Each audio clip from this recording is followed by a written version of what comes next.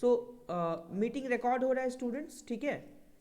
चलो स्टार्ट करते हैं। सबसे पहले तो हम लोग आज का जो क्लास है उसमें करेंगे हम लोग फ्लूइड मैकेनिक्स। अब एक सबसे पहला चीज़ है फ्लूइड होता क्या है, हम लोग सबसे पहले यहाँ पे करेंगे कि व्हाट इज़ दिस फ्लूइड। सो सबसे पहले अगर हम लोग फ्लूइड के बारे में बात करेंगे तो जो भी चीज़ बहता है उसको हम लोग फ्लूइड बोलते हैं। एनीथिंग विच फ्लोज, समझ गए students? Anything which flows, anything which flows, जो भी चीज़ बहता है उसको हम लोग क्या बोलते हैं? बेसिकली फ्लूइड बोलते हैं, राइट। जो भी चीज़ बहता है उसको हम लोग फ्लूइड बोलते हैं। Anything which flows is basically fluid, उसको हम लोग बोलते हैं फ्लूइड। ओके स्टूडेंट्स, अब देखो ये फ्लूइड क्या होता है। फ्लूइड का कोई शेप और साइज नहीं होता, it has no shape and size, ऐसा होगा। It has no shape and size, ऐसा हम लोग बोल सकते हैं। It has no shape and size, मतलब फ्लूइड का कोई शेप और साइज नहीं होता, ऐसे हम लोग बोल सकते हैं। It has no shape and size, समझ गए। अगर हम लोग फ्लूइड का अपना कोई शेप एंड साइज नहीं होता, सबसे पहला मोस्ट इंपॉर्टेंट पॉइंट है इसमें। और दूसरा इंपॉर्टेंट पॉइंट क्या है कि अगर हम लोग किसी भी फ्लूइड को कोई भी कंटेनर में डालते हैं तो वो उसका शेप ले लेता है। बात समझ गए ना, मतलब इसका अपना कोई शेप एंड साइज नहीं होता, जिस भी कंटेनर में हम लोग इसको प्लेस करते हैं वो उसका शेप और साइज ले लेता है, राइट। सो हम लोग ऐसा बोल सकते हैं students, it's take the shape, लिखते रहो साथ साथ स्टूडेंट्स।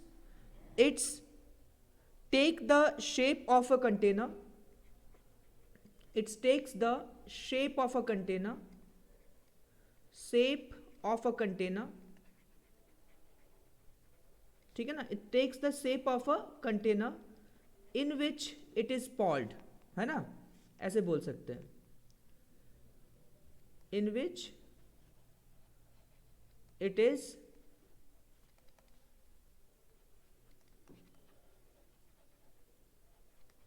मतलब जहां भी जिस पर्टिकुलर कंटेनर में इसको डाला जाता है वो उसका शेप ले लेता है, राइट, ये होता है।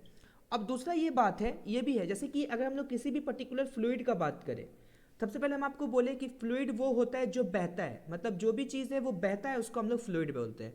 अब क्या होता है, कोई पर्टिकुलर फ्लूइड है वहाँ फोर्स लगा करके हम लोग उसका डायरेक्शन को चेंज नहीं कर सकते। अगर हम लोग बोले कि कोई पर्टिकुलर फ्लूइड है उसमें हम धक्का मारते हैं, सॉलिड में धक्का मारते हैं तो वो आगे बढ़ जाता है, उसका डायरेक्शन चेंज हो जाता है, लेकिन फ्लूइड में ऐसा नहीं हो सकता। बात समझ गए। तो क्या होता है students, it flows under its own wait, ऐसे हम लोग यहाँ पे लिखेंगे, ठीक है ना। ये अपने वेट की वजह से ही बहता है, जिस तरीके से जिधर उसका ज़्यादा भार रहेगा, ठीक है ना, उस पर्टिकुलर डायरेक्शन में फ्लूइड बहना शुरू करेगा, ठीक है ना, ऐसे होता है। It flows under its own wait, ऐसे बोल सकते हैं, अंडर इट्स ओन वेट,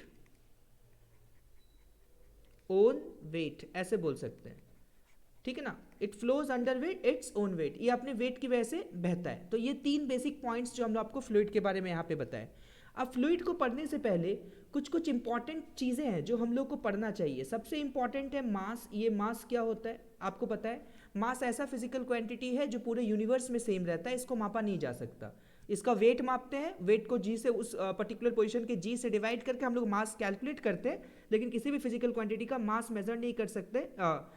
मास एक फिजिकल क्वांटिटी है, ठीक है, जिसको हम लोग माप नहीं सकते, वो कैलकुलेट करते हैं हम लोग, राइट। सो मास बेसिकली क्या होता है, तो मास को हम लोग कैसे लिखते हैं, तो हम आपको बोले कि मास होता है, इसको हम लोग केजी में लिखते हैं, फिर इसको ग्राम में लिखते हैं, ऐसा लिखते हैं ना, इसको पाउंड में लिखते हैं, ठीक है।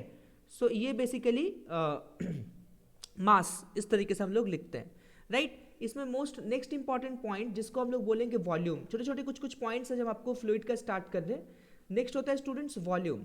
तो वॉल्यूम क्या होता है आपको पता है? वॉल्यूम का formula length into breadth into height, ऐसा होता है कि नहीं? मतलब अगर हाँ पाई आर स्क्वायर एच अगर सिलेंडर का बात करेंगे, है ना, अगर कोन का बात करेंगे तो 1/3 पाई आर स्क्वायर एच हो जाएगा। ये सब कुछ कुछ होते हैं, राइट। उसके बाद इसका कैसे कैसे मेजर करते हैं इसको, तो आपको पता है ये मीटर क्यूब में मेजर होता है, ये डीएम क्यूब में मेजर होता है, ठीक है, ये सेंटीमीटर क्यूब में मेजर होता है, ये लीटर में मेजर होता है कि नहीं? इन सब चीज़ों में मेजर होता है। अब फटाफट बताइए तो 1 लीटर इज इक्वल टू कितना होगा? तो आपको पता है कि 1 डीएम क्यूब होता है, 1 litre is equal to 1 dm cube, right. और इसको हम लोग क्या बोलते हैं? 1 dm is equal to 10 centimetre. तो 3 डीएम है तो कितना हो जाएगा? 1000, ऐसा लिखेंगे ना, सेंटीमीटर क्यूब ऐसा हो जाता है। इसको मीटर क्यूब में बदलेंगे तो कितना होगा? 1 सेंटीमीटर मतलब 1/100 मीटर। तो 3 जीरो कट जाएगा और 3 तो बच जाएगा, तो वो ऊपर जाएगा, तो 10⁻³ मीटर क्यूब हो जाएगा। तो ये बेसिकली 1 लीटर होता है स्टूडेंट्स, राइट। सो इस तरीके से हम लोग बेसिकली वॉल्यूम को लिखते हैं। ये सब मोस्ट इंपॉर्टेंट चीज़ें हैं जो आपको समझना चाहिए, राइट। देखोगे ध्यान से। नेक्स्ट क्या होता है, नंबर 3 हम लोग क्या बोलते हैं, डेंसिटी। नंबर 3 क्या हो जाएगा, डेंसिटी। डेंसिटी क्या होता है स्टूडेंट्स, पता है किसी को? हाँ, mass by volume, very mass good. By volume. Yes, very good. So density होता है मास बाय वॉल्यूम। अगर हम लोग डेंसिटी के बारे में बात करें तो डेंसिटी को हम लोग कैसे लिखते हैं, density d is equal to क्या होता है, एम बाई वी, ऐसा होता है। मतलब ये एम बेसिकली मास और वी बेसिकली क्या है, तो वी इज अ वॉल्यूम। तो एक्चुअली डेंसिटी होता क्या है, ये बताता है कि कोई भी पर्टिकुलर लिक्विड कितना भारी है। बात समझिए, कोई भी पर्टिकुलर लिक्विड कितना भारी है उस चीज़ को बताता है, ठीक है। ओके, तो कोई पर्टिकुलर लिक्विड कितना भारी है वो इस चीज़ को मतलब ये डेंसिटी बताता है, ठीक है ना। मास बाय वॉल्यूम होता है। मतलब 1 मीटर क्यूब वॉल्यूम के हिसाब से अगर हम लोग बोले, मतलब 1 मीटर क्यूब मतलब कोई भी 1 मीटर क्यूब वॉल्यूम अगर रहेगा तो उसका बेसिकली कितना वेट होगा, मतलब उसको डेंसिटी बोलेंगे, right. So density is basically what, तो मास बाय वॉल्यूम, मतलब मास पर यूनिट वॉल्यूम को हम लोग क्या बोलते हैं, डेंसिटी करते हैं, ठीक है। और याद रखिएगा स्टूडेंट्स, डेंसिटी ऑफ वाटर हम लोग लिखते हैं। Density of water is basically कितना होता है, तो अगर हम लोग इसको ऐसा यूनिट में लिखे तो कितना होता है, 1000 kg पर मीटर क्यूब, ऐसा होता है। या फिर इसको अगर हम लोग CGS में लिखे तो क्या लिखते हैं, 1 ग्राम पर सेंटीमीटर क्यूब, ऐसा हो जाता है। Density of water is 1000 kg पर मीटर क्यूब और 1 ग्राम पर सेंटीमीटर क्यूब, ये डेंसिटी होता है स्टूडेंट्स। ओके, अब नंबर 4 क्या होता है, नंबर 4 बेसिकली हम लोग बोलेंगे रिलेटिव डेंसिटी, राइट। सभी कोई लिखो स्टूडेंट्स, रिलेटिव डेंसिटी। किसी को पता है रिलेटिव डेंसिटी क्या होता है? उतना तो ठीक है, और बोलो relative density. Sir, density of any substance divided by the density of water. Yes, density of any substance divided by density of water, इसको रिलेटिव डेंसिटी बोलते हैं। रिलेटिव डेंसिटी को हम लोग RD लिखे और यहाँ पे हम लोग क्या बोलते हैं, density of any substance. Density of any substance, कोई भी जो सब्सटेंस है, एनी सब्सटेंस, ऐसा हो जाएगा, divided by density of water. अगर डेंसिटी ऑफ एनी सब्सटेंस को क्या करेंगे हम लोग, डेंसिटी ऑफ वाटर से मल्टीप्लाई कर देंगे। डेंसिटी ऑफ वाटर मतलब वाटर के डिवाइड कर देंगे, वाटर के कंपैरिजन में हम लोग हमेशा इसको निकालते हैं एट 4 डिग्री सेल्सियस, ये होता है, समझ गए। Density of water at 4 degree standard मतलब 4 डिग्री सेल्सियस स्टैंडर्ड वैल्यू है इसका।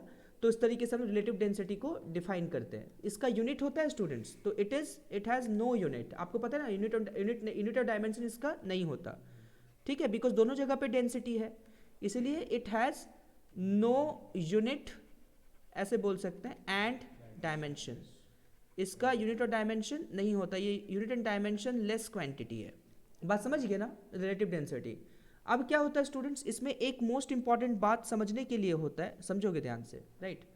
तो क्या होता है कि अगर हम लोग बोलते हैं कि relative density of certain material, relative density of कोई भी एक पर्टिकुलर मतलब सब्सटेंस है, सर्टेन सब्सटेंस, ऐसे हम लोग बोलेंगे। सर्टेन सब्सटेंस अगर आपके पास गिवन है इज 1.3, ऐसा होता है। ये बेसिकली कितना है, 1.3 है। तो अगर हम लोग बोल रहे हैं कि 1.3 है तो इसका मतलब क्या है, रिलेटिव डेंसिटी के जगह पे हम लोग 1.3 करेंगे और डेंसिटी ऑफ सब्सटेंस मतलब हम लोग इसको लिखेंगे रो एम, मतलब कोई भी अगर मटेरियल है जिस मटेरियल का हम लोग बोल रहे हैं, और डेंसिटी ऑफ वाटर। तो अब देखो डेंसिटी ऑफ मेटल और वाटर का अगर हम लोग CGS में लिखे तो वो 1 लिखते हैं, तो इसका मतलब density of material is equal to 1.3 gram per centimetre cube, ऐसा होता है ना। Density of material is 1.3 gram per centimetre cube. अब बात को समझो स्टूडेंट्स, अगर किसी का भी रिलेटिव डेंसिटी 1.3 दिया है, मतलब CGS यूनिट में उस मटेरियल का डेंसिटी कितना है, 1.3 ग्राम पर सेंटीमीटर क्यूब है। बात समझिए, तो समझ में आया 1.3, तो दैट इंप्लाइज दैट ये क्या बोलता है, density of that material is basically 1.3 gram per centimetre cube, ऐसा होता है। समझ में आया, बिकॉज डेंसिटी ऑफ वाटर क्या होता है, इन CGS 1 ग्राम पर सेंटीमीटर क्यूब होता है, तो उसके हिसाब से हम लोग इसको 1.3 ग्राम पर सेंटीमीटर क्यूब बोल सकते हैं। बात समझ में आया, कोई दिक्कत तो बोलो यस और नो, ठीक है। अरे स्टूडेंट्स बोलिए यस और नो। Yes sir. हाँ, रिलेटिव डेंसिटी को हम लोग स्पेसिफिक डेंसिटी भी बोलते हैं, याद रखिएगा, इससे कंफ्यूजन नहीं होना है। रिलेटिव डेंसिटी बोलते हैं या इसको हम लोग क्या बोलते हैं, और और इसको हम लोग बोलते हैं specific density, right. Specific density भी इसको हम लोग बोलते हैं, राइट। इसको चाहे रिलेटिव डेंसिटी बोले या स्पेसिफिक डेंसिटी बोले, इसमें दोनों में बात बराबर है, राइट। एक ऐसा होता है। अब इसमें एक और क्या बात करेंगे, सुनोगे स्टूडेंट्स ध्यान से। फोर्थ के बाद नेक्स्ट फिफ्थ पॉइंट इसमें लिखेंगे, फिफ्थ पॉइंट, राइट। ओके, इसमें हम लोग नेक्स्ट लिखते हैं pressure. Pressure is also very important. यहाँ पे देखोगे स्टूडेंट्स, प्रेशर।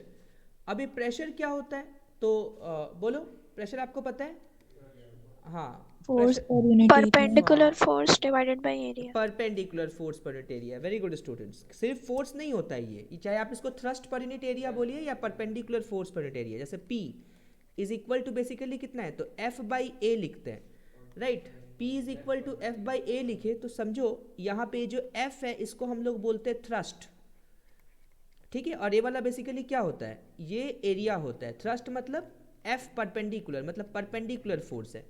इसको कुछ हम लोग इस तरीके से समझ सकते हैं स्टूडेंट्स, बात समझेंगे सभी कोई, ठीक है। देखो, अगर हम लोग प्रेशर को डिफाइन करना चाहे तो प्रेशर को कुछ हम लोग इस तरीके से डिफाइन कर सकते हैं, समझोगे, ठीक है। जैसे मान लो कि यहाँ पर कोई आपके पास ऐसा एक कोई भी एक पर्टिकुलर मटेरियल है, मतलब कोई भी एक ऐसा बॉडी है, ओके। और इस बॉडी में हम आपको बोले कि जो बॉडी है कुछ इस तरीके से एक सरफेस पे रखा हुआ है, this is kept on a surface, कुछ इस तरीके से। और इस पर्टिकुलर बॉडी में हमने बोला कि कुछ इस तरीके से हम लोग यहाँ पर ऐसा एक फोर्स लगाए, कुछ ऐसा।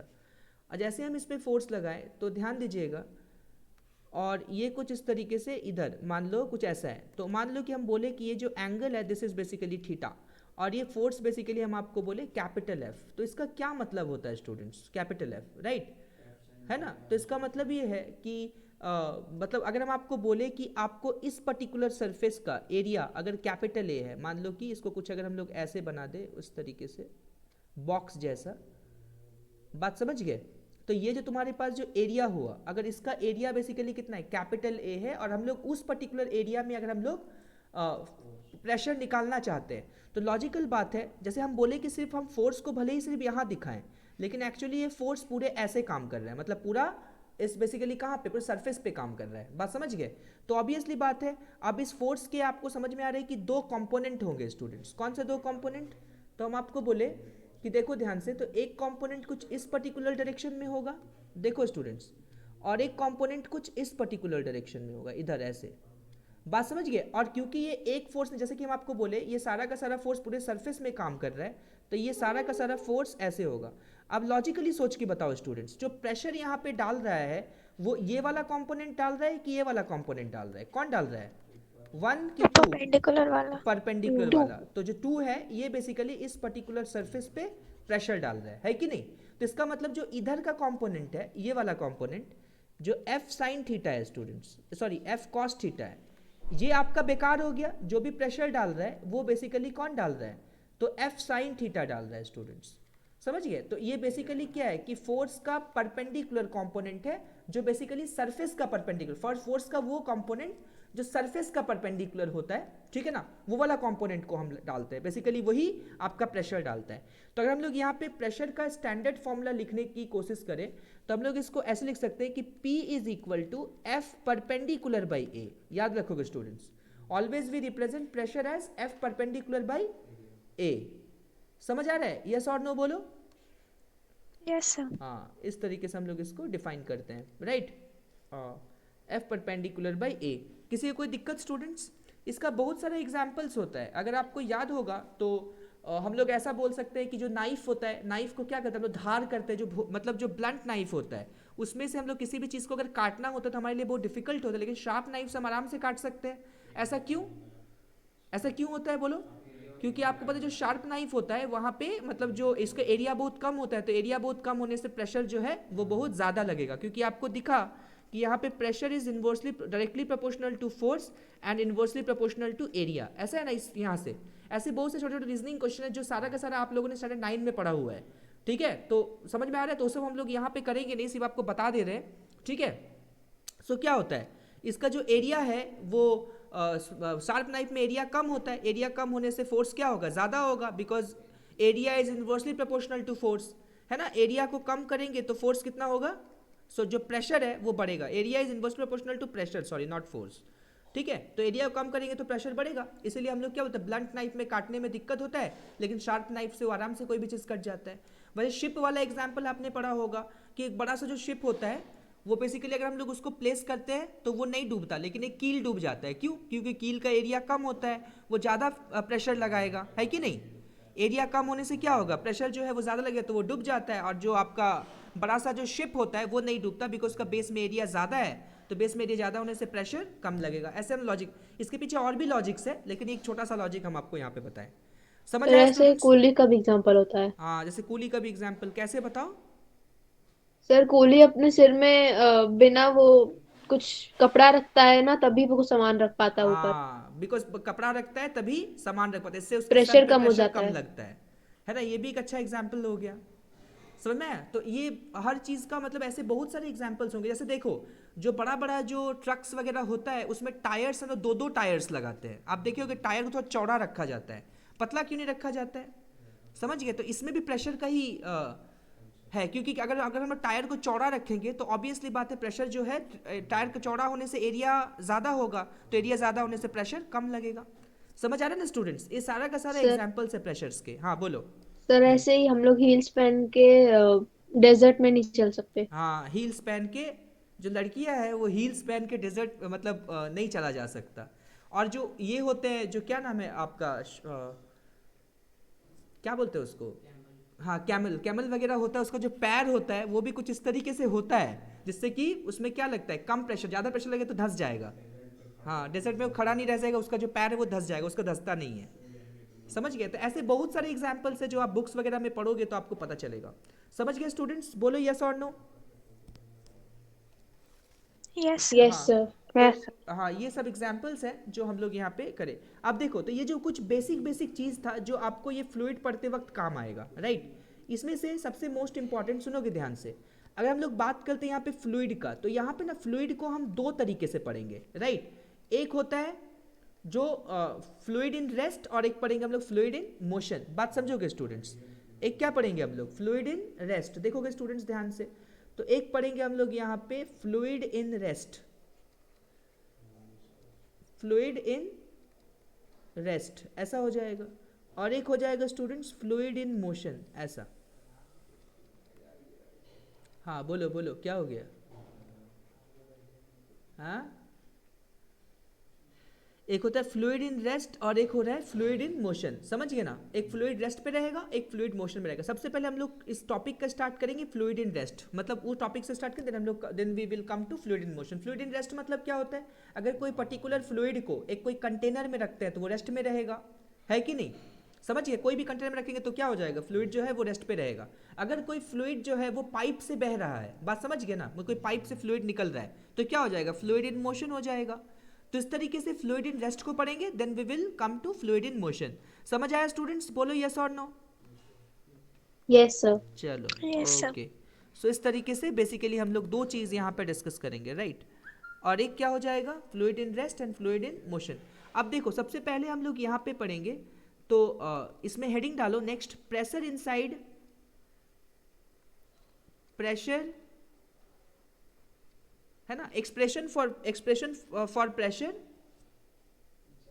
Inside a liquid column. Yes, expression for pressure inside a liquid column. लिखो, inside a liquid column.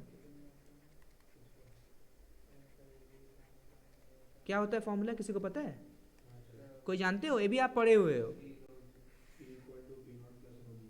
P is equal to P naught plus rho g h. Very good, बहुत बढ़िया। तो प्रेशर इनसाइड लिक्विड कॉलम कितना होता है, P is equal to P naught plus rho g h, अगर हम आपको बोले।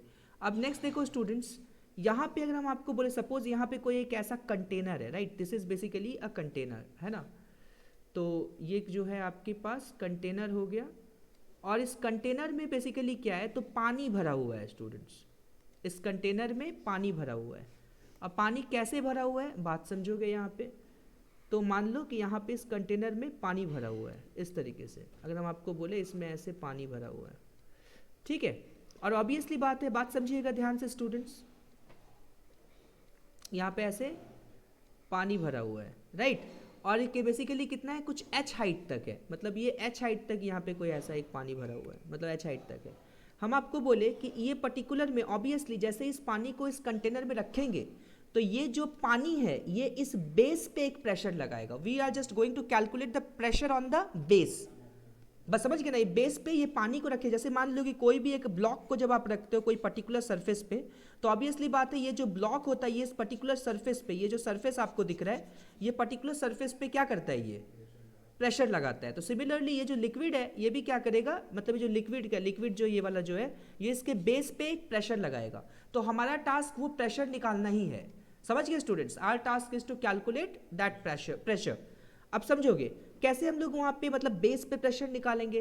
तो सोचो सबसे पहला चीज़ अगर हम लोग यहाँ से देखें ध्यान से, अच्छा अगर हम लोग, क्योंकि आपको पता है, बताओ ये जो फ्लूइड इसमें रखा हुआ है ये रेस्ट में है कि मोशन में है, रेस्ट में है कि मोशन में, तो ऑब्वियसली है फ्लूइड जो है रेस्ट में। इसका मतलब इस फ्लूइड में जितना भी फोर्सेस लग रहा है अलग अलग डायरेक्शंस में, बात समझ गए, तो अलग अलग डायरेक्शन में जितने भी फोर्सेस लग रहे हैं वो सारे के सारे फोर्सेस क्या होगा, सारे का फोर्स का नेट फोर्स कितना होगा, 0 होगा। ये हम लोग को समझ में आ रहा है। अब सोचो इस फ्लूइड में कौन कौन से फोर्सेस लग रहे हैं, उसके लिए अगर हम लोग इस फ्लूइड का एक मतलब इस सिर्फ फ्लूइड का एक फ्री बॉडी डायग्राम बनाते हैं। देखो स्टूडेंट्स, तो यहाँ पे बेसिकली हम क्या कर रहे हैं, इस फ्लूइड का एक फ्री बॉडी डायग्राम, मतलब जो सिर्फ जहाँ पे सिर्फ फ्लूइड है और कुछ नहीं, और इस फ्लूइड पे टोटल लगने वाले फोर्सेस को हम लोग यहाँ पे लिखने वाले हैं, right. So if we are going to write the free body diagram of this fluid, आप ध्यान समझेंगे, ये हमारे पास ये बेसिकली ऐसा एक फ्लूइड है, राइट, मतलब ये फ्लूइड का फ्री बॉडी डायग्राम। इसको अगर हम लोग सोचो ऐसे ही अगर बना के लिखने का कोशिश करें इस फ्लूइड का फ्री बॉडी डायग्राम, इसका बेसिकली हाइट कितना है स्टूडेंट्स, तो इसका फ्लूइड का हाइट जैसे वही चीज़ हो गया, ये बेसिकली यहाँ पे कितना है, तो इसका हाइट h है। अब देखो स्टूडेंट्स अगर आप ध्यान से सोचो तो आपको ये दिखेगा कि ये जो तुम्हारे पास जो कंटेनर है, ये कंटेनर फ्लूइड पे इधर एक नॉर्मल लगा रहा है, समझ गए, ये जो कंटेनर ये फ्लूइड पे इधर एक नॉर्मल लगा रहा है, ये फ्लूइड भी कंटेनर पे इधर नॉर्मल लगा रहा है, बात समझेंगे, ये कंटेनर फ्लूइड भी कंटेनर पे इधर नॉर्मल लगा रहा है। सिमिलरली इधर वाला जो सरफेस है ये भी फ्लूइड पे एक नॉर्मल लगा रहा है, फ्लूइड कंटेनर पे इधर नॉर्मल लगा रहा है। हम आपको बोले हाँ मान लो कि नॉर्मल n1 है और ये वाला नॉर्मल कितना हो गया, n2 है, लेकिन हम लोग जो यहाँ पे फ्री बॉडी डायग्राम बनाए वहाँ फ्लूइड पे लगने वाला नॉर्मल का बात करेंगे। तो फ्लूइड पे कौन सा नॉर्मल है स्टूडेंट्स, बोलो, ये नॉर्मल 1 फ्लूइड पे लगा है कि ये फ्लूइड पे लगा है, कौन फ्लूइड पे लगा है, 1, समझ में, हाँ, जो फ्लूइड क्या जो आपका कंटेनर जो है वो फ्लूइड पे लगा रहा है, बात समझेंगे, जो कंटेनर वो फ्लूइड पे नॉर्मल लगा रहा है, ये n1 इधर वाला है, तो उस नॉर्मल को अगर हम लोग यहाँ पे लिखना चाहे, बात समझेंगे, तो ये इधर वाला हो गया, समझ गए ना, समझ गए। तो ये नॉर्मल कुछ इस पर्टिकुलर डायरेक्शन में हुआ जिसको हम लोग कुछ यहाँ पे n1 बोले, राइट। अच्छा अब यहाँ से देखो स्टूडेंट्स, अगर आप ध्यान से देखो तो आपको दिखेगा कि ये जो तुम्हारे पास जो कंटेनर है ये फ्लूइड पे इधर नॉर्मल लगा रहा है, फ्लूइड कंटेनर पे इधर नॉर्मल लगा रहा है, तो ये 1 और 2 में से कौन सा फ्लूइड पे लगने वाला नॉर्मल है, बोलो, 1, वेरी गुड। तो 1 जो है वो फ्लूइड पे लगने वाला नॉर्मल है, तो वो नॉर्मल को भी हम यहाँ पे मेंशन कर देते हैं यहाँ पे, क्योंकि हम लोग सिर्फ फ्लूइड पे लगने वाले फोर्सेस का बात कर रहे हैं। तो ये बेसिकली n2 हो गया, समझ गए, तो ये n1 हो गया और दूसरा क्या हो गया, n2। और देखो यहाँ पर भी एक कांटेक्ट है, मतलब फ्लूइड जो है वो बेस के साथ भी कांटेक्ट में है, तो ऑब्वियसली यहाँ पर भी एक कांटेक्ट फोर्स लगेगा, हम लोग ऐसा बोल सकते हैं, ठीक है। तो क्या हो जाएगा, तो हम ऐसा बोल सकते हैं जो फ्लूइड है ये बेस पे ऐसा एक नॉर्मल लगा रहा है, बेस भी फ्लूइड पे ऊपर एक नॉर्मल लगाएगा, और ये नॉर्मल बेसिकली कितना होगा, n3, या फिर इसको हम लोग कुछ मान लेते हैं nb, ये ज़्यादा अच्छा रहेगा, ठीक है ना, ये क्या मान लेते हैं, nb, मतलब नॉर्मल ऑन द बेस, समझ गए, नॉर्मल ऑन द बेस ऐसा बोलेंगे, इस तरीके से, है ना, बेस पे जो नॉर्मल लगेगा, समझ गए ना। तो बेसिकली कितना हो जाएगा, तो ये nb ऊपर डायरेक्शन में, इधर इस पर्टिकुलर डायरेक्शन में लग रहा है, इधर ऐसे nb, ऐसे हम लोग यहाँ पे बोले नॉर्मल ऑन द बेस, ठीक है। इस पे और क्या लगा, रुक जाओ, यहाँ पे हम इसको नहीं लिखते हैं,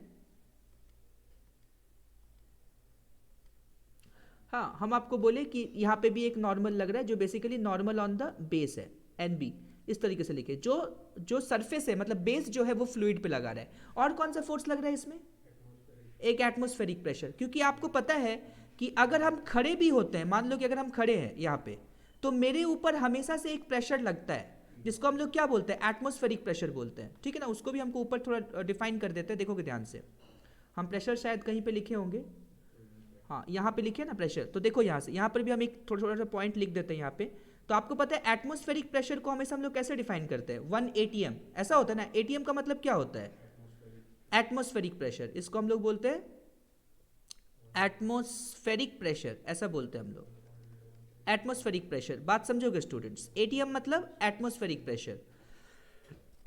ओके, और 1 atm का वैल्यू कितना होता है स्टूडेंट्स, 1.01 इंटू 10⁵ पास्कल, क्योंकि 1.01 को हम लोग इग्नोर भी कर सकते हैं, हम लोग इसको 10⁵ पास्कल्स भी बोल सकते हैं, राइट, इस तरीके से। तो 1 atm मतलब एटमॉस्फेरिक प्रेशर होता है, जिसको हम लोग 1.01 इंटू 10⁵ पास्कल बोलते हैं। मर्क्यूरी लेवल में कितना होता है, बोलो, 760 millimeter of Hg. हाँ, मतलब 760 सेंटीमीटर ऑफ एच भी हम लोग लिख सकते हैं, 76 सेंटीमीटर ऑफ एच, है कि नहीं, मर्क्यूरी लेवल में 76 सेंटीमीटर ऊपर। ये खैर बाद में हम आपको बताएंगे फर्दर, है ना। इस तरीके से होता है स्टूडेंट्स, बात समझ आया, 76 सेंटीमीटर ऑफ मर्क्यूरी, इस तरीके से हम लोग यहाँ पे बोल सकते हैं, राइट। अब देखोगे ध्यान से बच्चों, सो 1.01 इंटू 10⁵ पास्कल एटीएम। अब क्या होता है, कोई भी पर्टिकुलर, जैसे अगर हम यहाँ पे खड़े भी है, आप लोग सब अपने अपने घर पे बैठे हुए होंगे, हम अपनी जगह पे बैठ के पढ़ा रहे होंगे, यहाँ पे जो ऑफलाइन में आए हैं वो भी अपना पढ़ रहे होंगे, so lot of peoples are here, मतलब जो आसपास है।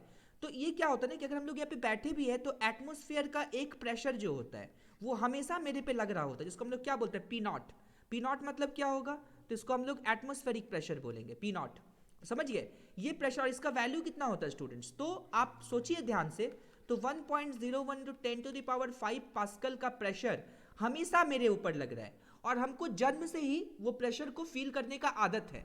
बस समझ, इससे हमको कोई फर्क नहीं पड़ता कि इतना प्रेशर हम पे लग रहा है, और उसको हमको फील नहीं कर पाते, ठीक है ना, हाँ, ये तो हम झुक जाते हैं क्या, ठीक है, इतना प्रेशर, समझ गए। तो इतना प्रेशर हमारे पास हमेशा लगता है, कोई भी बॉडी अगर रखा हुआ है तो उसमें इतना प्रेशर, इतना एटमॉस्फेरिक प्रेशर हमेशा लगता है। अब देखो स्टूडेंट्स, तो ऑब्वियसली बात है, अगर हम आपको बोले कि यहाँ पर भी एक एटमॉस्फेरिक प्रेशर इस लिक्विड में भी ऐसे लग रहा होगा, और उस प्रेशर को हम क्या नाम दे दिए, पी नॉट। बात समझ गए। इसके अलावा और कोई फोर्स लग रहा है, वेट फोर्स, एक वेट फोर्स लग रहा है, फ्लूइड पे नहीं लगेगा, वेट फोर्स mg किस पे लगता है, बॉडी पे नहीं लगता है, समझ गए ना। तो एक फ्लूइड पे एक वेट फोर्स भी लगेगा, और वो वेट फोर्स कैसा, तो उस वेट फोर्स को हम यहाँ पे लिख देते हैं mg। तो ध्यान दोगे स्टूडेंट्स, तो ये m इंटू जी होता है, जहां पे ये m क्या है, तो m is basically mass of the fluid, ऐसा होता है ना, मास ऑफ द फ्लूइड। बात समझेंगे students, m is basically what, mass of the fluid. ध्यान से देखिएगा, m is basically mass of the fluid, ये हम लोग यहाँ पे जानते हैं। और यहाँ पे हम लोग ये जान रहे हैं कि रो, अगर यहाँ पे डेंसिटी ऑफ द फ्लूइड है, डेंसिटी ऑफ द फ्लूइड ऐसा होता है ना, डेंसिटी ऑफ द फ्लूइड, तो ये मास को हम लोग कैसे लिख सकते हैं, तो आपको पता है mass is equal to density into volume. तो इस मास को क्या लिखेंगे हम लोग, डेंसिटी इनटू वॉल्यूम। तो वॉल्यूम कितना होगा, आपको पता है उसका बेस एरिया अगर कैपिटल ए है, मान लो ये ए है, जो basically area of the base है ना, एरिया ऑफ द बेस है, तो ऑब्वियसली बात है एरिया इंटू हाइट करेंगे तो हमारे पास वॉल्यूम हो जाएगा। तो यहाँ पे क्या कर देंगे, area into height, area into height कितना हो गया, वॉल्यूम हो गया, और डेंसिटी को अगर वॉल्यूम से मल्टीप्लाई कर दिए तो ये मास ऑफ द फ्लूइड हो गया, फ्लूइड का मास निकल गया, ठीक समझ गए ना। तो अब देखो वेट ऑफ द फ्लूइड कितना निकलेगा, अगर हम आपको बोले weight of the fluid, weight of the fluid, अगर फ्लूइड का वेट का बात करेंगे तो कितना हो जाएगा स्टूडेंट्स, बोलिए। तो आपको पता है that is equal Rho to m into AHG. जी, yes, rho A H G. बात समझोगे, तो ये रो ए एच इंटू ये कितना हो जाएगा, ये मास हो गया इंटू जी हो गया। तो ऑब्वियसली ये जो हम लोग वेट यहाँ पे निकाले, ये रो ए एच और जी हो गया, ऐसा हो गया। समझ आया स्टूडेंट्स, अरे बोलो यस और नो। सर हाँ बोलो। बाइंड फोर्स नहीं लगेगा? बाइंड फोर्स तो अगर इसको डुबाए इस लिक्विड के अंदर, मान लो कि इस लिक्विड के अंदर कोई बॉडी को डुबाए, तब तो इसमें बाइंड फोर्स लगता है। हाँ बाइंड फोर्स समझ में आ रहा है। हाँ तो कुछ डुबाए थोड़ी है, हम तो सिर्फ लिक्विड पे फोर्स का बात कर रहे हैं, कोई पर्टिकुलर बॉल को डुबाएंगे तो उसमें बाइंड फोर्स लगेगा। बात समझ आया, यस ठीक है। सर। हाँ अब देखो स्टूडेंट्स, अगर आप ध्यान से यहाँ पे देखोगे, तो अगर आप देखोगे ध्यान से, क्योंकि आपको पता है यहाँ पे कि net force on the fluid rest पे है ना भाई, फ्लूइड किस पे है, रेस्ट पे, तो हमको पता है कि net force on the fluid is zero, है कि नहीं, net force on the fluid, ऐसे हम लोग बोलेंगे on the fluid is zero, ऐसा on the fluid is what, zero, ऐसा बोलेंगे, net force on the fluid is zero. अगर फ्लूइड पे नेट फोर्स जीरो काम कर रहा है तो ऑब्वियसली बात है, देखो ये जो तुम्हारे पास जो फ्लूइड है, ये फ्लूइड है, इसमें एक नॉर्मल इधर लग रहा है और एक नॉर्मल इधर लग रहा है, ये N1 है और ये N2 है, तो नेट फोर्स जीरो होने का मतलब है कि N1 N2 बराबर है, तब तो N1 N2 कट जाएगा, तो वाइड x डायरेक्शन में नेट फोर्स जीरो है कि नहीं? तो इससे तो हमको पता चला कि N1 इज इक्वल टू कितना हो गया, N2, ये हमको पहले समझ आया। अब देखो ये जो फ्लूइड है, एक इसमें वेट फोर्स लग रहा है mg, ऐसा है, समझ गए ना, और एक कौन सा फोर्स लग रहा है, एक ये nb लग रहा है और एक कौन सा लग रहा है, ये पी नॉट लग रहा है। तो अगर आप ध्यान से देखेंगे तो आपको दिखेगा कि ये जो पी नॉट है और ये mg है वो सेम डायरेक्शन में है। हाँ, तो P naught plus m g is equal to कितना हो जाएगा, एन बी। तो आपको दिख रहा है ये पी नॉट भी नीचे, ये एम जी भी नीचे है कि नहीं, और ये समझ में आया, और ये जो एन बी है ये ऊपर है, ऐसे बोल सकते हैं। तो अगर इसमें नेट फोर्स जीरो है तो इसका क्या मतलब है, तो N B is equal to, बात समझोगे, N B is equal to कितना हो जाएगा, P naught plus m g. अरे बोलो स्टूडेंट्स, यस और नो, और एम जी का वैल्यू कितना है स्टूडेंट्स, बोलो कितना है, तो m rho into A g, h हाँ, जी। रो ए एच जी ऐसा है। तो पी नॉट प्लस कितना है, तो रो ए, अरे सॉरी यहाँ पे पी नॉट तो प्रेशर है ना, तो हमको तो लिखना था क्या, फोर्स, तो प्रेशर इनटू एरिया लिखना था यहाँ पे हम लोग को, है ना, बिकॉज ये एटमॉस्फेरिक प्रेशर है, तो हमको क्या एरिया फोर्स लिखना था, तो प्रेशर को एरिया से मल्टीप्लाई करेंगे तो फोर्स होगा, तो यहाँ पे पी नॉट इंटू ए होगा, बात समझ गए। तो यहाँ पे क्या आ जाएगा, थोड़ा सा गलती कर दिया बिकॉज वहाँ पे मैंने प्रेशर लिख दिया, ठीक है, तो कितना होगा स्टूडेंट्स बोलिए, तो पी नॉट इंटू ए, ये फोर्स हो गया, प्रेशर इंटू एरिया फोर्स होता है, प्लस कितना हो गया, प्लस बोलो एम इंटू जी, तो P naught into A plus m के जगह पे क्या लिखेंगे, रो ए एच इंटू कितना जी। समझ आया बच्चों, अरे बोलो यस और नो। Yes sir. हाँ, यस सर। ये हो गया। अब हमारा नेक्स्ट का टास्क क्या है स्टूडेंट्स, तो प्रेशर ऑन द नॉर्मल, यही है ना, तो प्रेशर ऑन द, प्रेशर क्या होगा बोलो, प्रेशर ऑन द नॉर्मल, ऐसा होगा ना, pressure on the normal of the base, normal of the base, समझ गए, pressure on the normal of the base ऐसा हो जाएगा, तो कितना हो जाएगा, तो P is equal to N B by कितना होता है, capital A area, is equal to कितना, so P naught A plus कितना, रो ए एच इंटू जी, ऐसा हो गया ना, और डिवाइड बाई कैपिटल ए, ऐसा हो गया। तो फाइनली प्रेशर का फॉर्मूला क्या है स्टूडेंट्स, तो P is equal to A cut गया तो ये बेसिकली पी नॉट हो गया, प्लस यहाँ पे कितना रो जी एच हो गया। बोलो स्टूडेंट यस और नो। Yes sir. हाँ, समझ में आया, इस तरीके से हम लोग इसको बोल सकते हैं, right, P is equal to P naught plus rho g h, this is the expression for pressure, यही है ना, this is the expression for pressure. अरे बोलो बच्चों, आपको समझ आ रहा है कि नहीं आ रहा है, यस और नो बोलिए। यस सर, आ रहा है। चलो वेरी गुड।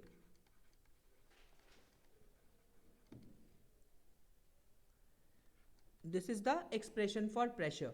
तो ये प्रेशर का बात हो गया, तो फटाफट इसको कॉपी कर लो students, then we will move further, इसको थोड़ा सा और डिटेल में करते हैं हम लोग, ठीक है, थोड़ा थोड़ा कुछ कुछ चीज़ें इसमें और समझेंगे, तो फटाफट इसको कॉपी कर लो स्टूडेंट्स जल्दी से, कम ऑन।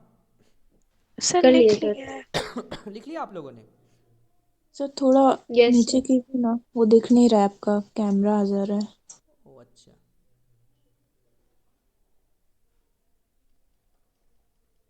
ठीक है ना, अब आ रहा है कि नहीं आ रहा है, अब भी कैमरा आ गया क्या, यस सर, थोड़ा नीचे और,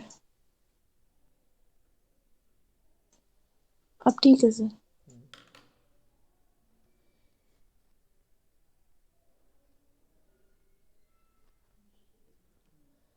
जस्ट मिनट, पीछे खाली क्या लगा देना ना, ग्रीन लगा देना है, तो ग्रीन लगाने से जो पीछे का बैकग्राउंड आ रहा है ना वो हट जाएगा।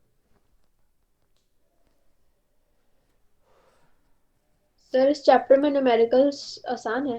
हाँ इजी, अरे मतलब ये चैप्टर्स ही आसान है, फ्लूइड मैकेनिक्स इज इजी, और कोई भी कॉम्पिटिटिव एग्जाम दोगे तो उससे क्वेश्चंस, फ्लूइड से क्वेश्चन रहता ही रहता है, ठीक है। और सर मैकेनिकल प्रॉपर्टीज ऑफ वो सॉलिड। सॉलिड वो कराएंगे पहले, फ्लूइड खत्म होने के बाद।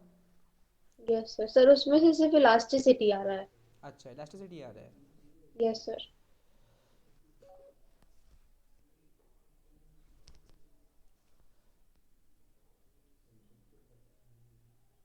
हो गया students? Done? Copied? Yes sir. Sir हाँ चलो गुड। चलो आगे बढ़ते हैं। समझ आ गया बच्चों? यस और नो?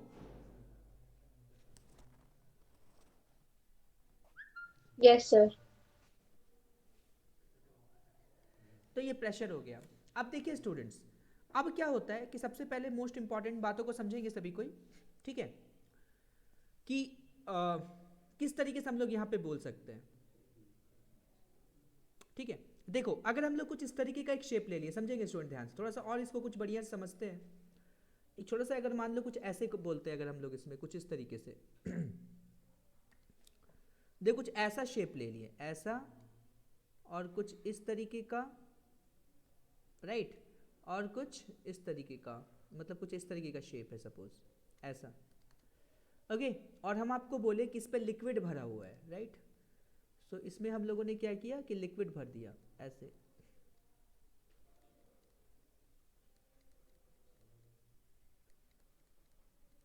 इस तरीके से कुछ लिक्विड भर दिया।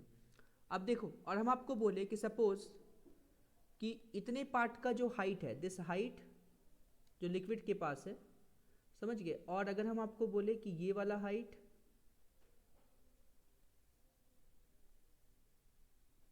बात समझ गए? और ये वाला जो हाइट है, ये तीनों अलग अलग हाइट्स है स्टूडेंट्स। अगर हमको सबसे पहले बोले कि दिस हाइट इज h1, ये वाला हाइट कितना है h2, और ये वाला हाइट कितना है h3 है। हम आपको बोले यहाँ पे प्रेशर, मतलब इस पर्टिकुलर पॉइंट, यहाँ A हो गया, यहाँ B हो गया और यहाँ पे C हो गया। तो A B C is the 3 points. आपको ये तीनों पॉइंट पे प्रेशर बताना है, पर प्रेशर को असेंडिंग ऑर्डर में अरेंज करना है। कहाँ प्रेशर ज़्यादा होगा, कहाँ प्रेशर कम होगा, इस तरीके से आपको बताना है। बताओ, सोचो स्टूडेंट्स। तीनों में इक्वल होगा? कैसे भाई, किस लॉजिक से? नहीं, बोलो बोलो। मतलब आपने तो कहा यहाँ पे तीनों पे प्रेशर इक्वल होगा, ए पे, बी पे और सी पे प्रेशर इक्वल होगा। कैसे? सेम बेस पे सेम प्रेशर होता है। क्यों? यहाँ पे तो अभी हम आपको समझाए कि P is equal to P naught plus rho g h होता है, यही होता है ना? इसका हाइट कम है, ज़्यादा है, तो वहाँ प्रेशर ज़्यादा होना चाहिए ना? किसका प्रेशर पड़ रहा है बताओ? ये जो सर स्लैंट है, स्लैंट की वजह से क्या फ़र्क पड़ा? सर तीनों पे सेम होगा। तीनों पे हाँ बताओ कुछ। यश तुम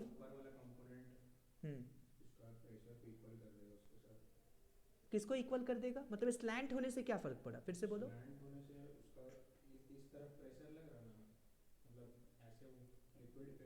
हाँ हाँ चलो, नॉर्मल लग रहा है, हाँ। तो ये स्लैंट पे प्रेशर लगा, इससे नॉर्मल कैसे? मतलब प्रेशर क्या, नॉर्मल का ये वाला कंपोनेंट क्या करेगा? एक्स्ट्रा प्रेशर लगा दे रहा है। Yes, this is the correct idea. चलो अनन्या, आप बोल रहे थे ना? Yes sir. बोलो क्या बोल रहे थे? प्रेशर इक्वल कैसे? सर वही कि मतलब साइड वाला सरफेस है उस पे नॉर्मल लगेगा ना, तो उसका हाँ, कंपोनेंट उस पे ऐड हो जाएगा, तो तीनों पे इक्वल प्रेशर हो तीनों पे जाएगा। इक्वल प्रेशर आ जाएगा। वेरी गुड स्टूडेंट्स, समझ गए? अभी हम आपको समझाए कि देखो कैसे, क्यों क्या इसके पीछे रीज़न क्या है। तो आप देखें यहाँ से ध्यान से सोचो, अगर हम लोग ए पे प्रेशर लिखना चाहते हैं, ए पे सोचो, ए पे अगर प्रेशर लिखेंगे, एक तो इसके पास एटमॉस्फेरिक प्रेशर हो गया जो बेसिकली पी नॉट है, समझ गए ना? एक तो एटमॉस्फेरिक प्रेशर हो गया जिसको, जो बेसिकली कितना है, तो यहाँ पे पी नॉट है। दूसरा क्या होगा स्टूडेंट्स, प्लस आपको दिख रहा है, ध्यान से देखिएगा, ए पे प्रेशर तो रो जी एच वन ऐसा हो गया, है कि नहीं? ए पे प्रेशर, अच्छा। और बी पे pressure P B is equal to कितना हो गया, पी नॉट प्लस कितना हो जाएगा, रो जी एच टू हो जाएगा, ऐसा बोल सकते हैं, रो जी एच टू हो जाएगा। और सी पे प्रेशर कितना हो जाएगा, P naught plus rho g H three हो जाएगा। अब आप जैसे कि आप सभी ने कहा कि सर सेम बेस पे तो सेम प्रेशर होता है, जैसे कि आपने बताया था, राइट? सो आप जानते हैं कि P A is equal to P B is equal to P C. Obviously same base पे सेम प्रेशर होता है, सेम लाइन पे सेम प्रेशर होगा, ये एकदम यूनिवर्सल बात है। बात समझ गए ना? अब फिर कैसे, क्योंकि आपको तो ये पता है कि यहाँ पे पी नॉट है, बात समझोगे, plus rho g h one है, बात समझिए, यहाँ पे P naught plus rho g H1 है, राइट। और यहाँ पे जब हम PB को लिख रहे हैं तो ये P0 plus rho g H2 है कि नहीं। और हम यहाँ पे जान रहे हैं कि H2 का वैल्यू ज़्यादा है, क्योंकि H2 का हाइट क्या है, ज़्यादा है। तो H2 का हाइट ज़्यादा है, तो ये वाला ये जो वैल्यू होगा ये ज़्यादा होगा कंपेयर टू दिस, है कि नहीं। ये P0 तो बराबर, चलो ठीक है।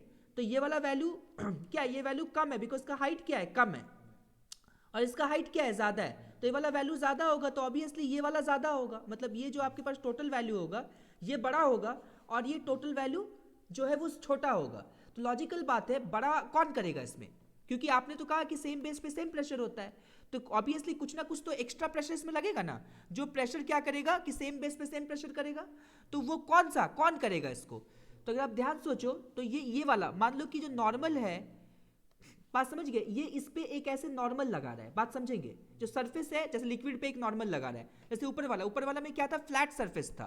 फ्लैट मतलब कुछ इस तरीके का सरफेस था, तो नॉर्मल ऐसे लग रहे थे, तो दोनों कैंसिल आउट हो गया। लेकिन यहाँ पे स्लैंट है तो नॉर्मल तो लगेगा ना भाई इसमें, बात समझ गए।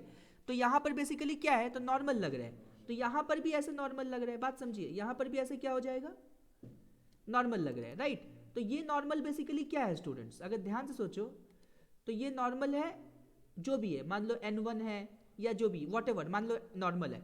तो ये नॉर्मल का एक कंपोनेंट होगा जो बेसिकली इस पर्टिकुलर डायरेक्शन में काम कर रहा है कि नहीं। नॉर्मल का एक कंपोनेंट जो होगा वो बेसिकली इस डायरेक्शन में काम कर रहा है। ये जो कंपोनेंट है नॉर्मल का, वो आपका उस वजह से जो यहाँ पे मतलब ए पे एक एक्स्ट्रा प्रेशर आ जाएगा, प्रेशर बाय द नॉर्मल, है कि नहीं। ये नॉर्मल प्रेशर मिल के, मतलब समझ आ रहा है, ये नॉर्मल प्रेशर मिल के, समझ गए, यहाँ पे जो ज्यादा था उसको बैलेंस कर देगा, मतलब तब जाके ये तीनों का एडिशन और इन दोनों का एडिशन क्या हो जाएगा, इक्वल हो जाएगा। बात समझ आया बच्चों, अरे बोलो यस और नो। Yes sir. सर। हाँ, तो इस तरीके से हम लोग इसको बोल सकते हैं, दोनों का एडिशन क्या हो जाएगा, इक्वल। तो सिमिलरली सी पे भी वही बात है, मान लो हम लोग ऐसा बोल सकते हैं P0 हो गया प्लस रो जी H3 हो गया। उस सरफेस पे जो नॉर्मल लग रहा है, उस नॉर्मल की वजह से प्रेशर ऐड होके तीनों जगह पे क्या होगा, प्रेशर जो है वो इक्वल हो जाएगा, बात समझे। तो इस बेस पे हम लोग बोल सकते हैं same base has same pressure, बात समझ में है, same base has same pressure, बात समझोगे, हैज सेम प्रेशर, हाँ, हॉरिजॉन्टल लाइन पे। अब देखो ध्यान से, same base has same pressure मतलब क्या हो गया, अब लॉजिकली समझते थोड़ा चीजों को और थोड़ा, है ना। मान लो कि सेम बेस मतलब क्या, अगर हम लोग इस लाइन का बात करें, नॉट ओनली दिस लाइन, ये लाइन का भी बात करें, तो यहां पर भी हर एक पॉइंट पे क्या होगा, सेम प्रेशर लगेगा। इस लाइन पे भी हर पॉइंट पे सेम प्रेशर लगेगा, इस लाइन पे भी हर पॉइंट पे क्या हो जाएगा, सेम प्रेशर लगेगा। मतलब सेम हॉरिजॉन्टल लाइन पे हमेशा क्या होगा, सेम प्रेशर लगता है, बात समझ गए, हर जगह पे सेम लगता है।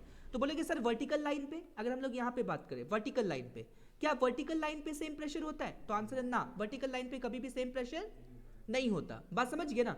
यहाँ पे प्रेशर अगर मान लो P1 है फॉर एग्जाम्पल, तो यहाँ पे प्रेशर कितना होगा, P2 is equal to P1। अगर इस वर्टिकल लाइन का हाइट कितना है, h है, तो P1 प्लस कितना हो जाएगा, रो जी एच, बात समझ गए स्टूडेंट्स हम क्या बोले, ठीक है ना। तो इस तरीके से हम लोग बेसिकली प्रेशर को डिफाइन करते हैं, आप समझेंगे ध्यान से सभी कोई। जैसे कि हम आपको यहाँ पे बोले कि same base has same pressure, same horizontal line is having same pressure, ऐसा लिख सकते, ज्यादा अच्छा स्टैंडर्ड लगेगा ये। सेम हॉरिजॉन्टल लाइन है ना भाई, same horizontal line has same pressure, बात समझेंगे, हैज सेम प्रेशर, बात समझोगे ध्यान से, same horizontal line has same pressure, logically समझिए। सेम हॉरिजॉन्टल लाइन का क्या होता है स्टूडेंट्स, तो सेम प्रेशर होता है, ऐसा आपको बोले। बट सेम वर्टिकल लाइन पे अगर हम लोग बात करें, बात समझेंगे, तो नेक्स्ट क्या करेंगे हम लोग, अभी हम ऊपर वाला ये भी कर ही देते हैं, जब ऊपर वाला एक अच्छा चीज दिमाग में फटाक से आ गया, तो देखो यहाँ से सेम वर्टिकल लाइन का अगर बात करें, सेम वर्टिकल लाइन, ठीक है ना, सेम वर्टिकल CL ही होता है क्या स्पेलिंग वर्टिकल का, CAL, चलो सेम वर्टिकल लाइन, जो रिकॉर्डिंग हो रहा है जो देखेगा वो बोलेगा इसको वर्टिकल का स्पेलिंग भी नहीं आता है, चल देखो, सेम वर्टिकल लाइन, समझ आ रहा है स्टूडेंट्स। तो क्या हो जाएगा, सेम वर्टिकल लाइन अगर हम लोग बोले, तो अभी हम आपको समझाए ऊपर में, है ना, कि सेम वर्टिकल लाइन मतलब क्या, कि अगर हम वापस से कुछ इस तरीके का एक कंटेनर लेते हैं, बात समझेंगे, ऐसा एक कंटेनर ले लिए, राइट, और फिर सपोज कुछ इस तरीके से एक कंटेनर है आपके पास ऐसे, और इस कंटेनर में हमने क्या कर दिया, तो पानी डाल दिया, मान लो यहाँ पे कुछ ऐसा पानी डाल दिए,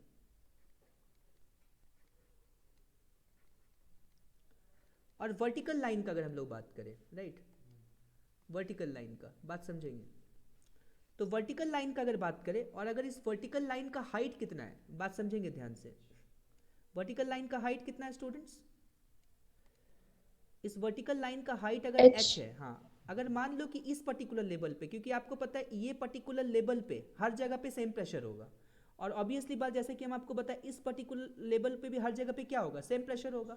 मान लो कि अगर हम लोग ऐसा मान ले कि यहाँ पे अगर प्रेशर P1 है, तो ऑब्वियसली यहाँ पे प्रेशर P1 किसकी वजह से होगा, तो एटमॉस्फेरिक प्रेशर P0 होगा यहाँ पे, जो ऐसे ऊपर में लग रहा है P0 लग रहा है, राइट। और अगर मान लो इस पूरे का हाइट अगर कितना है, कुछ भी मान लो h2 है, तो ये P1 का वैल्यू कितना होगा, तो P0 plus rho g H1 होगा, यही होगा ना स्टूडेंट्स, समझ Yes, आया हम sir. क्या बोले, P1 Yes, is equal sir. To कितना, P0 plus rho g H1 होगा। तो यहाँ पे कितना होगा, अगर हम लोग इस नीचे वाला बेस वाला पॉइंट पे बात करें यहाँ पे, तो यहाँ पे प्रेशर कितना होगा स्टूडेंट्स बोलिए। सो अगर मान लो यहाँ प्रेशर P2 है, तो P2 is equal to P1 plus rho g h, ऐसा बोल सकते हैं। अगर ऊपर में प्रेशर अगर P1 है, तो P1 प्लस कितना हो जाएगा, रो जी एच। समझ आ रहा है क्या बोल रहे हैं, अरे बोलो बच्चों, यस और नो। Yes, sir. हाँ, तो इस तरीके से हम लोग यहाँ पे प्रेशर को लिखते हैं। कोई दिक्कत यहाँ तक किसी को समझने में, नहीं ना? sir. अब सर सोचो, हाँ बोलो। सर वो हॉरिजॉन्टल वाले केस में वो जो पीए में पीएन ऐड हुआ है, हाँ वो उसको पीबी के इक्वल कर देगा। हाँ, उसको पीबी का उसको इतना वैल्यू यहाँ पे प्रोवाइड कर देगा जिससे कि ये और ये पूरा इक्वल हो जाए, क्योंकि आपको पता है ये रो जी H1 कम है, ये P0 तो बराबर है, ये रो जी H1 आपको दिख रहा है कि इसका हाइट कम है और इसका हाइट ज़्यादा है, तो ऑब्वियसली बात है ये जो वैल्यू है ये वैल्यू आपका कम होगा, तो ऑब्वियसली इन दोनों का प्रोडक्ट, दोनों का जो एडिशन है इन दोनों के एडिशन से कम होगा, है कि नहीं। तो अब इसको इक्वल कौन करेगा, तो ये जो बेस है, ये जो बेस है, ये बेस इस पे एक नॉर्मल लगा रहा है, बात समझ गए। ये नॉर्मल का जो इधर कंपोनेंट है ये भी यहाँ पर एक प्रेशर लगाएगा, लेकिन यहाँ पे ऐसा कोई बेस नहीं है तो इसमें कोई ऐसा नॉर्मल नहीं लगेगा, बात समझ गए, ठीक है। तो ये मिल करके इसको इक्वल करेगा, समझ आ रहा है हरनीत। Yes sir. हाँ, इस तरीके से समझ आया ये। अब एक और बात यहाँ पे समझिए स्टूडेंट्स, मान लो कि अगर सेम बेस पे सेम प्रेशर नहीं है, लॉजिकली सोचो सर हम ऐसा कैसे मान ले कि सर सेम बेस पे सेम प्रेशर होगा, है कि नहीं। आप कैसे ऐसा मान लेंगे कि सर सेम बेस पे सेम प्रेशर नहीं होगा, आप तो कहीं प्रूव भी नहीं कराए कि सेम बेस पे सेम प्रेशर होगा, समझ गए ना। तो अगर मान लो जैसे हरनीत का क्वेश्चन था, हरनीत का क्वेश्चन का पूछने का एक और तरीका था, हम ऐसा कैसे मान ले ये जो नॉर्मल प्रोवाइड करेगा वो उतना ही होगा जितना इसको इक्वल करने के लिए चाहिए। एक्चुअली हरनीत का सवाल ये था, है कि नहीं हरनीत। Yes sir. हाँ ठीक है ना, तो ये उसका क्वेश्चन था। अब लॉजिकली सोचो कि सेम बेस पे सेम प्रेशर, आप सोचो कि अगर सेम बेस पे, आप ये चीज तो मानते हो कि ये जो आपके पास फ्लूइड है, ये फ्लूइड रेस्ट पे है, क्या ये फ्लूइड बह रहा है कि फ्लूइड रेस्ट पे है, बताओ स्टूडेंट्स। ये जो फ्लूइड है ये बह रहा है कि रेस्ट पे है, ये फ्लूइड जो है ये रेस्ट पे है ना। आप लॉजिकली समझिए पूरा फ्लूइड जो है वो रेस्ट पे है। अब लॉजिकली समझ के देखो स्टूडेंट, अगर मान लो कि ये तुम्हारे पास सेम हॉरिजॉन्टल लाइन है, इस हॉरिजॉन्टल लाइन का प्रेशर अगर P1 है और इस हॉरिजॉन्टल लाइन का प्रेशर अगर P2 है, ठीक है। आप सुनोगे ये प्रेशर P1 और ये प्रेशर कितना है, P2 है। अब सोचो कि अगर इन दोनों का प्रेशर अलग अलग होता, मान लो कि P2 जो है वो बड़ा होता और P1 जो है वो छोटा होता, तो क्या प्रेशर डिफरेंस की वजह से ये फ्लूइड चलने नहीं लगता। लॉजिकली सोच के देखो। Yes sir. समझ आ रहा है हम क्या बोल रहे हैं। प्रेशर डिफरेंस की वजह से फ्लूइड क्या होगा, वो चलने लगेगा। तो क्या फ्लूइड चल रहा है कि रेस्ट पे है, रेस्ट पे सर। अरे बोलो भाई, यस और नो। रेस्ट पे है ना स्टूडेंट। तो इसका Yes, मतलब sir. यहाँ और यहाँ पे रेस्ट पे होने के लिए यहाँ पे प्रेशर इक्वल होना चाहिए। अगर यहाँ पे प्रेशर इक्वल नहीं होगा तो ऑब्वियसली फ्लूइड जो है ये चलने लगेगा। इसको थोड़ा और समझने के लिए आप सोचो कि ऐसे मान लो पानी के अंदर ऐसे ही एक पानी वाला सिलेंडर कंसिडर कर लिए, बात समझिए, पानी वाला यहाँ पर एक सिलेंडर कंसिडर कर लिए, और लॉजिकली सोचो तो अगर यहाँ पे प्रेशर P1 है तो ये बेस एरिया पे जो मान लीजिए बेस एरिया अगर कैपिटल है तो यहाँ पे जो फोर्स लगेगा वो क्या होगा स्टूडेंट्स, समझ आ रहा है। तो P1 इंटू ए हो जाएगा, बात समझ गए। P1 इंटू कितना हो जाएगा, ए हो जाएगा। और यहाँ पे जो तुम्हारे पास जो प्रेशर है, सपोज ये लिक्विड जो ये नॉर्मल जो इस पे इधर लगा रहा है, तो इसकी वजह से हम इधर मान सकते हैं कि इधर पे जो फोर्स हो जाएगा ये भी P2 इंटू ए हो जाएगा। तो ये P1 इंटू ए, यहाँ पे फोर्स कितना लगा P1 इंटू ए और ये P2 इंटू ए, तो ऑब्वियसली बात है सिलेंडर पे कुछ नेट फोर्स जनरेट हो जाएगा, है कि नहीं। और नेट फोर्स जनरेट होने के लिए जो फ्लूइड है जिधर जो भी बड़ा होगा, मान लो अगर P2 बड़ा है तो ये इधर फ्लूइड इधर चलना चाहिए, अगर P1A बड़ा है तो फ्लूइड जो है वो इधर चलना चाहिए, है कि नहीं। तो फ्लूइड जो है वो चलने लगेगा। क्या फ्लूइड चल रहा है? नहीं चल रहा है, फ्लूइड रेस्ट पे है। इसका मतलब P1 और P2 पे प्रेशर कितना होगा? बराबर होगा। समझ गए ना। सेम बेस पे सेम प्रेशर तब होता है जब फ्लूइड किस पे है? रेस्ट पे है। बात समझ गए? अरे बोलो स्टूडेंट, यस और नो? Yes sir. है ना। सेम बेस पर सेम प्रेशर तब होता है जब फ्लूइड किस पे है? रेस्ट पे। तो उसको आप लिख सकते हो नीचे में कि सेम बेस पे सेम प्रेशर, सेम बेस है same pressure when the fluid is at rest. बात समझ गए? When the fluid is at rest, ऐसा हम लोग बोल सकते हैं। किसी को कोई दिक्कत ये कॉन्सेप्ट समझने में बच्चों? तो बोलो यस और no. No sir. No. No sir. समझ आ गया? तो इस तरीके से हम लोग बोलते हैं same base is having the same pressure. Okay, तो क्लियर हो गया students? Pressure inside the liquid column properly. अरे बोलो बच्चों यस और यस सर। हाँ। अब Yes, क्या sir. होता है, एक चीज सोच के देखो कि अगर हम आपको बोले कि मेरा कुछ जो कंटेनर है वो कुछ इस तरीके का नहीं है, मान लो कि हम आपको बोले कि ऐसा एक मतलब इस तरीके का एक शेप है, हम ऐसा बोले, रुक जाओ थोड़ा सा बनाते बढ़िया से ही। हाँ, देखो स्टूडेंट्स, तो मान लो कि कुछ इस तरीके का एक ट्यूब है, ऐसे ही मान लो कि ऐसा एक ट्यूब है, हम ऐसे आपको बता दिए कि एक ट्यूब है और यहाँ पर भी बेसिकली क्या है, एक ऐसा ट्यूब है, समझ गए। और इस ट्यूब का हाइट कितना है?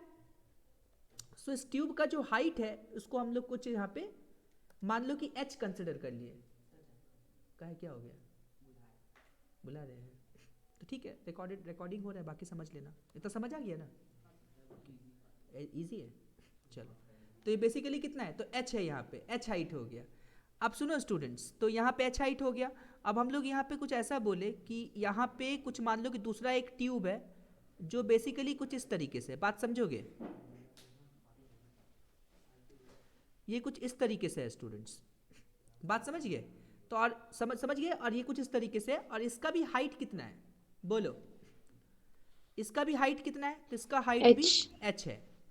बात समझ गए? इस सिचुएशन में भी अगर हम आपको बोले कि यहाँ पे कितना प्रेशर बनेगा, इस पर्टिकुलर पे देखोगे ध्यान से स्टूडेंट्स, यहाँ पे कितना प्रेशर बनेगा, तो अगर हम लोग यहाँ पे प्रेशर लिखना चाहे तो यहाँ पे बेसिकली कितना, तो ये P0 प्रेशर बना, तो ऑब्वियसली इस पर्टिकुलर प्लेस पे कितना होगा, तो P1 is equal to P0 plus कितना, रो जी एच हो गया, ऐसा हो गया। P0 is equal to P1 plus P1 is equal to P0 plus कितना हो गया, रो जी एच हो गया। सिमिलरली अगर आप लॉजिकली सोचो तो अगर यहाँ पर भी अगर आपके पास प्रेशर P0 है तो इस बेस पे कितना प्रेशर बनेगा, तो यहाँ पर भी उतना ही प्रेशर बनेगा, P0 plus rho g H.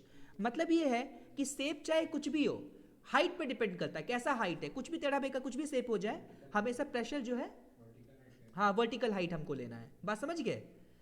समझ गए ना। तो always we are going to take the vertical height, हम लोग कभी भी इस हाइट को कंसिडर नहीं करेंगे, ये वाला हाइट को। बात समझ गए? समझ आ रहे हैं बच्चों? अरे बोलो यस और नो। Yes sir. हाँ, तो इस तरीके से हम लोग इसको लेते हैं। ओके, सो कोई दिक्कत बच्चों? यस और नो बोलिए फटाफट। सर, हाँ बोलो। तो वो कंटेनर में जो P2 लिखे हैं हाँ, वहाँ फिर P0 की जगह P1 क्यों लिखे हैं? कहाँ पे? P2 के फॉर्मूले में तो। यहाँ पे? Yes sir. यहाँ पे P1 क्यों लिखे? यही पूछ रहे हरदीप। Yes sir. हम आपको क्या सिखाए, अगर कोई भी ऐसा कंटेनर होता है, बात समझोगे, यहाँ पे कोई भी ऐसा कंटेनर होता है तो यहाँ पे प्रेशर P0 लगता है, तो h हाइट नीचे, यहाँ पे कितना प्रेशर बनेगा बेस पे, तो P0 plus rho g H, यही बताया ना हरनीत। Yes sir. लेकिन अभी सवाल दूसरा है, यहाँ पर एक वर्टिकल लाइन है, बात समझ गए? इस वर्टिकल लाइन का हाइट कितना है? मान लो हम इसको कुछ मान लिए h1, समझोगे ध्यान से, समझ गए?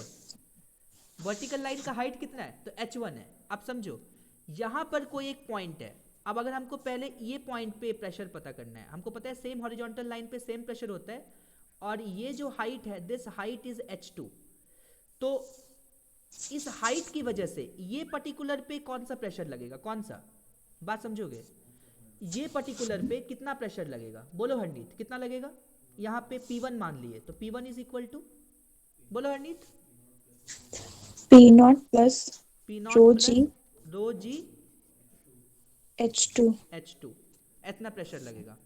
अब सोचो हरनीत, ये वाला हाइट कितना है, तो ये हाइट जो है H1 this is h1, right, ये हाइट h1 है, तो ये हाइट पे कितना, इस हाइट पे, मतलब मान लो कि अगर हमको यहाँ पे फिर प्रेशर लिखना है, तो जितना यहाँ पे प्रेशर होता है वो P2 इज इक्वल टू, जितना यहाँ पे प्रेशर है, कहाँ पे, यहाँ पे प्रेशर है, वहाँ पे आपके पास P1 है कि नहीं हरनीत, यस प्लस सर और इसका जो हाइट है वो बेसिकली h1 है, तो रो जी h1 नहीं लिखेंगे, और इस P1 की जगह पे P0 plus rho g h2 हो गया, और प्लस रो जी h1 हो गया,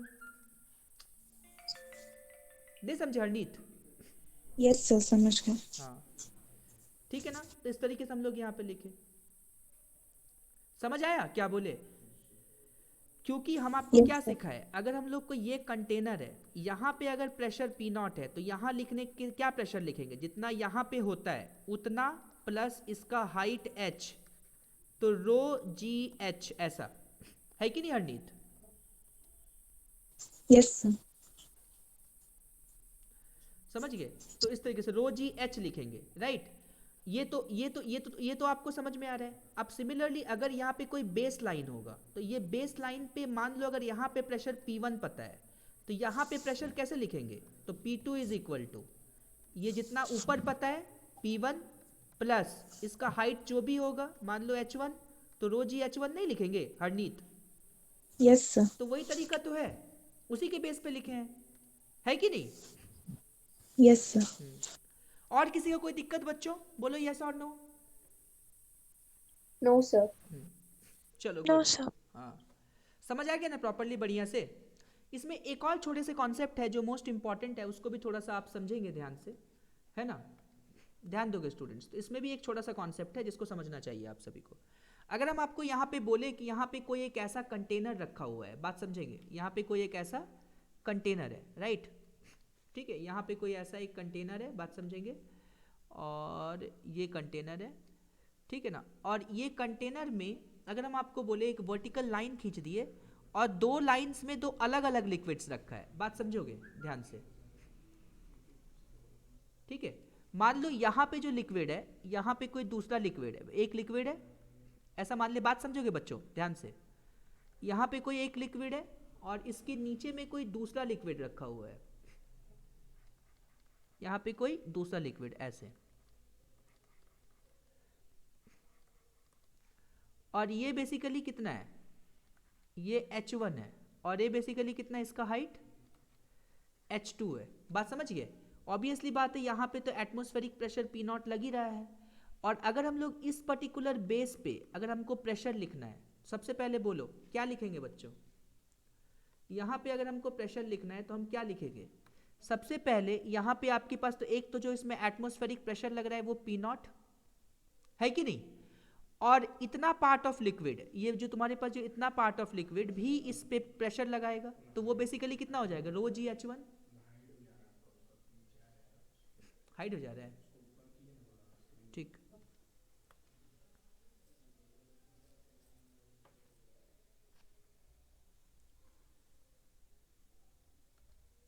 ठीक है, तो देखो ध्यान से, ठीक है, तो ध्यान समझिएगा स्टूडेंट्स, इतना पार्ट ऑफ लिक्विड जो है, दिस पार्ट ऑफ लिक्विड भी यहाँ पे कोई प्रेशर लगा रहा होगा, है ना, तो इतना पार्ट ऑफ लिक्विड कितना प्रेशर लगाएगा, सो P1 इज इक्वल टू कितना, तो देखो यहाँ पे इसका डेंसिटी कितना है, मान लो इसका इस पर्टिकुलर का डेंसिटी कितना है, तो ये मान लो ρ1 है इस लिक्विड का, तो ρ1 जी h1 हो गया, है ना, और इतना पार्ट ऑफ लिक्विड भी यहाँ पे प्रेशर लगाएगा, तो इसका हाइट कितना है, h2 है, तो इस सिचुएशन में कितना लिखेंगे, प्लस रो जी h2, बात समझ में आया,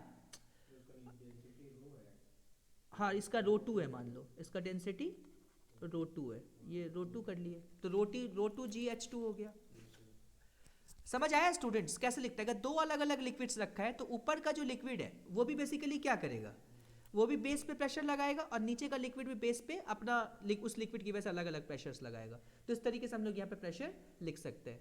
किसी को कोई दिक्कत इतना समझने में? यस और नो बोलो बच्चों। अरे बोलो बच्चों, यस और नो, समझ आ गया आपको? Yes sir. यस चलो यस गुड, सर। हाँ वेरी गुड। चलो आगे बढ़ते हैं। राइट, एक और चीज समझो, ठीक है ना, प्रेशर के बारे में थोड़ा सा और समझते हैं, ध्यान दीजिएगा बच्चों। यहाँ पे मान लो कि अगर हम आपको बोलते हैं कुछ इस तरीके का एक कंटेनर है, राइट, हम बोलते हैं कि यहाँ पे कुछ ऐसा, रुक जाओ थोड़ा बढ़िया से ही बनाते हैं इसको, ठीक है, कुछ इस तरीके का एक कंटेनर है, बात समझोगे? मान लो ऐसे, उसके बाद फिर कुछ ऐसे, फिर ऐसे, देखोगे स्टूडेंट, ध्यान समझोगे, राइट, ओके, फिर ऐसे,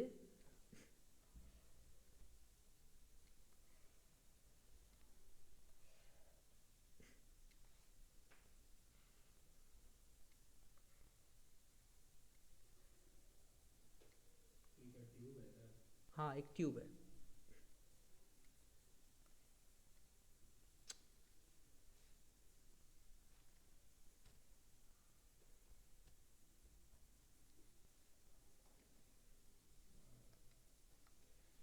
देखो स्टूडेंट्स, फिर ऐसे इस तरीके का एक ट्यूब है और कुछ इस तरीके का, राइट। अब हम आपको बोले कि ये ट्यूब और ये कुछ ऐसा है कि यहाँ पे ट्यूब है, राइट, और इस पूरे का हाइट हम आपको बोल दिए, this is basically having height this, तो कितना होगा? तो ये हाइट आपके पास h1 हो गया, ओके, और ये जो आपके पास हाइट है, ये जो आपके पास हाइट है, ये h2 हो गया।